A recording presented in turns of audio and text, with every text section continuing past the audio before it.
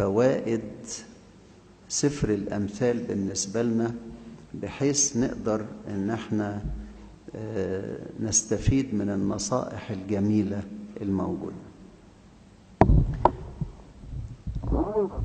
النقطة اللي كنت عايز أكملها معاكم طريق البر وطريق الشر.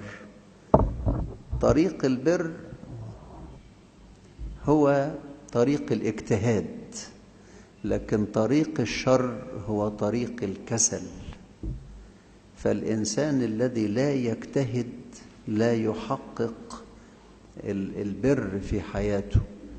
ودائما الإنسان اللي بيبذل جهد يستطيع أنه يحقق أمور كثيرة في حياته. فمثلا